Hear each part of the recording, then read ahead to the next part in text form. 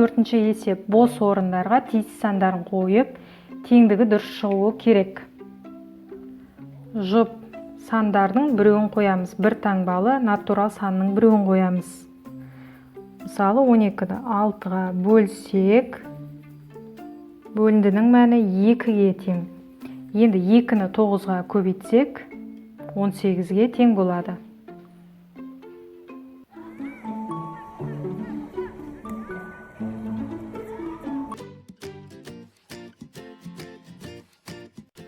Сексен жетінші беттегі үшінші есеп.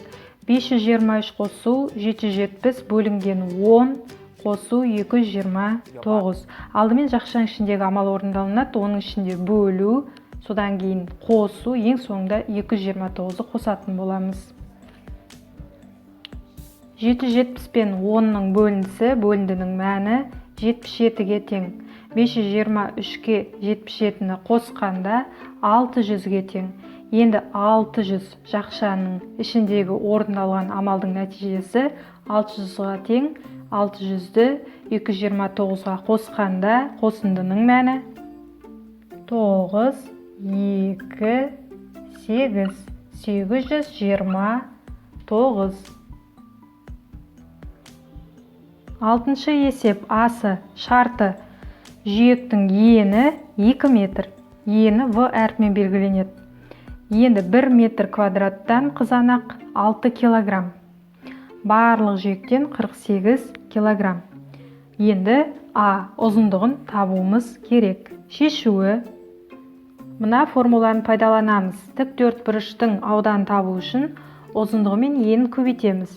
Егер ені немесе ұзындығы белгісіз болса, тік төртбұрыштың ауданын оған келесі ұзындығы немесе еніне бөлетін боламыз. Дәл қазір бізге керекті формула, яғни ұзындығын табу. Тік төртбұрыштың ауданын еніне бөлеміз. Бірақ бірден табу үшін бізге алдымен тік төртбұрыш жиектің ауданы керек. Ауданы бізде белгісіз, оны тауып алуымыз керек. Жиектің ауданын табу үшін барлық жиектен қызанақ 1 метр квадрат қызанақтан 6 килограммнан, яғни бөліп табамыз. Жиектің ауданы 48-ді 6-ға бөлгенде 8 метр квадрат. Бұл мәтіндік есебімізде мінекей жиектің ауданы табылды. Ені белгілі. Енді мына формулаға сүйене отырып шығарамыз. Жиектің ауданын оның еніне бөлеміз.